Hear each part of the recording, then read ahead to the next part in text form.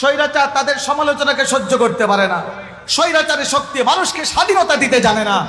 স্বৈরাচারী শক্তি স্বাধীনভাবে মানুষকে কথা বলতে দেয় না। রাসূলের জামানায় স্বৈরাচার ছিল, যে আচরণ ছিল, আমরা বাংলাদেশের স্বৈরাচারের আচরণ দেখেছি। কোনো কথা বললেই, পার্শ্ববর্তী রাষ্ট্রের বিরুদ্ধে কথা বললে, হক নিয়ে কথা বললে, মানুষের হক নিয়ে কথা বললে, তখন আয়না করে ঢুকায় রাখা হইতো। এখন কে দিবে রাসূলের মাথায় ভুরি? তখন সব থেকে নিকৃষ্ট উকবা বলে আমি পারবো। হ্যাঁ, রাহমাতুল লিল আলামিন, রাহমাতুল লিল আলামিন, রাহমাতুল লিল আলামিন, যার ওসিলায় দুনিয়া বাঁচে, যার ওসিলায় আসমান রক্ষা হয়, যার ওসিলায় জমিন রক্ষা হয়, যার রহমতের ওসিলায় এই দুনিয়ার সমস্ত মানুষ, চাই মুসলমান হোক চাই বেঈমান হোক, যার রহমতের ওসিলায় আল্লাহ পাক রব্বুল আলামিন সবাইকে হেফাজত করে যাচ্ছেন, সেই রাহমাতুল লিল আলামিনের মাথায় ভুরি রেখে দেওয়ার ষড়যন্ত্র করছে। রাসূলের মাথায় ভুরি দেয়া দিল। হযরত ইবনে মাসউদ বলেন, আমি দেখছি, কিন্তু আমার যে বয়স, আমার যে অবস্থান, আমি রাসূলের মাথা থেকে ভুরি সরাতে পারছি না। রাসূল মাথা উঠাতে পারছেন না। আমি দৌড়ে ফাতেমাকে সংবাদ দিলাম। নবীজির কলিজার টুকরা, জান্নাতের মহিলাদের সর্দার হযরত ফাতিমাতুজ জাহরা রাদিয়াল্লাহু তাআলা আনহা দৌড়ে আসলেন, তাদেরকে নিন্দা করলেন, তাদেরকে ভর্ৎসনা করলেন।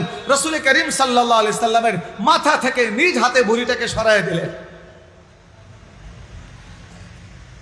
রাসূল এত কষ্ট পেলেন, তখন আসমানের দিকে তাকায়া, জায়গাটা কোনটা? বাইতুল্লাহ চত্বর। সুবহানাল্লাহ। বাইতুল্লাহ চত্বরে দাঁড়ায় রাসূল আকাশের দিকে তাকায় বলেন, আল্লাহুম্মা আলাইকা বিল কুরাইশ, আল্লাহুম্মা আলাইকা বিল কুরাইশ, আল্লাহুম্মা আলাইকা বিল কুরাইশ। ইয়া আল্লাহ, আপনি কুরাইশদেরকে বিচার করুন, আপনি কুরাইশদের বিচার করুন, আপনি কুরাইশদের বিচার করুন।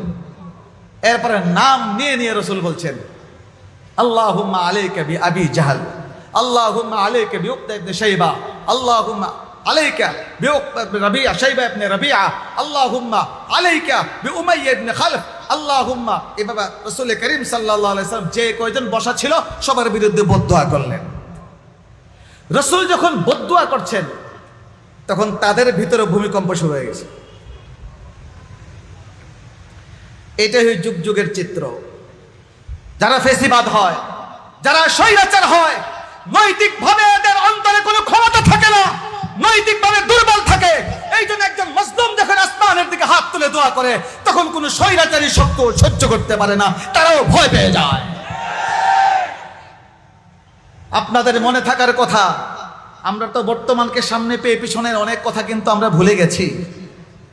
বাংলাদেশের একজন সিংহ পুরুষ, একজন মধ্যে মুজাহিদ মুফতি আমিন রহমতুল্লাহি আলাইহি কোরআনের একটা বিধানের হেফাজতের জন্য, নারী নীতিমালার হেফাজতের জন্য, ইসলামী শিক্ষার হেফাজতের জন্য, ইসলামী তাহজিব তামাদ্দুনের হেফাজতের জন্য যখন আন্দোলনের ডাক দিয়েছিলেন, এরপরে বিগত স্বৈরাচার মুফতি আমিন রহমতুল্লাহ আলাইহিকে নজরবন্দি করে রেখেছিল দীর্ঘ কয়েক মাস। হঠাৎ করে ওনার সন্তান, ছেলে এখনো আছে, তাকে গুম করে ফেল। ইলিয়াস আলী গুম হয়েছে অনেক পরে। আপনারা ভাববেন না যে আমি বিএনপির কোন লোক। মানে এই গুমের সূচনা হয়েছিল মুফতি আমিন রহমতুল্লাহ আলাইহির সন্তানকে গুম করার মাধ্যমে। আমরা তো ইতিহাস ভুলে যাই, এটাই পৃথিবীর ইতিহাস। পৃথিবীতে রাসূল করিম সাল্লাল্লাহু আলাইহি সাল্লামের জমানা থেকে নিয়ে বা তারও আগে থেকে বর্তমান সময় পর্যন্ত যতগুলো স্বাধীনতা আন্দোলনের ইতিহাস পাবেন, যারা স্বাধীনতা আন্দোলনের বীজ বপন করেছেন, যারা সর্বযুগে সর্বপ্রথম স্বাধীনতা আন্দোলনের জন্য রক্ত দিয়েছেন, কুরবানি পেশ করেছেন, জেলখানায় ঢুকেছেন, ফাঁসির মঞ্চে ঝুলেছেন, তারা হলেন উম্মতে মুহাম্মাদের উলামায়ে কেরাম। 24 সনে এসে ফেসিবাদের পতন হয়েছে, কিন্তু এই ফেসিবাদের বিরুদ্ধে আন্দোলনের সূচনা করেছেন উলামায়ে কেরাম। মুফতি আমিনের সন্তানকে গুম করে ফেলল, হাসানাতকে। বেশ কয়েকদিন হয়ে গেছে, কোনো খবর নাই, মনে আছে আপনাদের? তখন মুফতি আমিন সাহেব রহমতুল্লাহ আলাইহি বলেন, ইয়া আল্লাহ, আমিন সাহেবের দোয়া বড় চমৎকার, আকর্ষণ ছিল। আল্লাহর ওলি মর্দে মুজাহিদ হাত তুলে দোয়া করলেন, ইয়া আল্লাহ, জামাই কোরআনের পক্ষে কথা বলার কারণে, ইসলামের হেফাজতের কথা বলার কারণে আজকে যারা আমার কলিজার টুকরা সন্তানকে গুম করেছে, তুমি তাদের সন্তানকেও গুম করো। যে বদদুয়া করছেন আমিন সাহেব, পরের দিনে দেখা যায় হাসানাত মুক্ত। যুগে যুগে সব ফ্যাসিবাদী এদের নৈতিকভাবে দুর্বল থাকে। আল্লাহ রাসূল যখন বদদুয়া করছেন তখন ওই ইতিহাসের পাতায় লেখা কাফেরদের বিরুদ্ধে ভয় শুরু হয়ে গেছে। ভয় শুরু হয়ে গেছে। কেন ভয় শুরু হয়ে গেছে? কারণ তারা তো নবীর জন্ম দেখেছে, নবীর শৈশব দেখেছে, নবীর যৌবনকাল দেখেছে, নবীর জন্মটাও দেখেছে। তারা দেখেছে মুহাম্মদ কোনো কথা বললে এটা বিফল হয় না, এটা ফলে যায়। আবার মুহাম্মদ দোয়া করছে কাবা চত্বর বাইতুল্লাহর সামনে দাঁড়ায়া। তারাও জানতো বাইতুল্লাহর সামনে দোয়া করলে আল্লাহ কবুল করেন। কাজে মুহাম্মদ যে দোয়া করছে আমাদের মনে হয় কারো রেহাই হবে না। আলহামদুলিল্লাহ, নবীজি এই ফেসিবাদী রাষ্ট্র থেকে হিজরত করে মদিনায় যাওয়ার পরে অল্প কিছুদিন পরে 2 বছরের মাথায় ইসলামের প্রথম যুদ্ধ বাতিলের সাথে সংগ্রাম হলো। সেই বদরের যুদ্ধে সবগুলো নেতা যারা নবীর মাথায় ভুরি দিয়েছিল সবগুলো নিহত হয়েছে, জঘন্যভাবে তারা নিহত হয়েছে। তো মুহতারাম হাজরিন, আমি আপনাদেরকে কতটুকু বুঝাতে চাচ্ছি, রাসূল করিম সাল্লাল্লাহু আলাইহি ওয়াসাল্লাম হিজরত করেছিলেন ফেসিবাদী রাষ্ট্র থেকে মুক্ত হয়ে মদিনায় আয়েশা সাম্যের একটা রাষ্ট্র কায়েম করার জন্য, যেখানে কোনো বৈষম্য থাকবে না। বলেন রাসূলের রাষ্ট্রে বৈষম্য ছিল? আর জোরে বলেন বৈষম্য ছিল? রাসূল করিম সাল্লাল্লাহু আলাইহি সাল্লাম মদিনায় আয়েশাই সর্বপ্রথম যে কাজটা করলেন সেটা হলো এখানে 3 ধরনের মানুষ থাকতো। মুসলমানও ছিল মদিনায়, মুশরিকও ছিল, ইহুদিরাও ছিল। রাসূল করিম সাল্লাল্লাহু আলাইহি সাল্লাম একটি শান্তিময়, বৈষম্যহীন, হিংসা মুক্ত, রেশারেশি মুক্ত একটা শান্তি রাষ্ট্র কায়েম করার জন্য রাসূল করিম সাল্লাল্লাহু আলাইহি ওয়াসাল্লাম সবার সাথে শান্তি চুক্তি করলেন, সন্ধি করলেন। এটার বিস্তারিত বলার সময় নাই। এখন বলেন তো, এই যে রাসূল শান্তি কায়েম করলেন, ইহুদিদের সাথেও চুক্তি করলেন, প্রচুর ইহুদি ছিল মদিনায়। সেখানে একটা পয়েন্ট ছিল যে এই রাষ্ট্রে, মদিনা রাষ্ট্রে, এখানে সবাই বসবাস করবে, মুসলমানরা থাকবে, ইহুদিও থাকবে, কেউ কারো বিরুদ্ধে যুদ্ধ করবে না, প্রত্যেকেই স্বাধীনভাবে তার ধর্ম পালন করবে।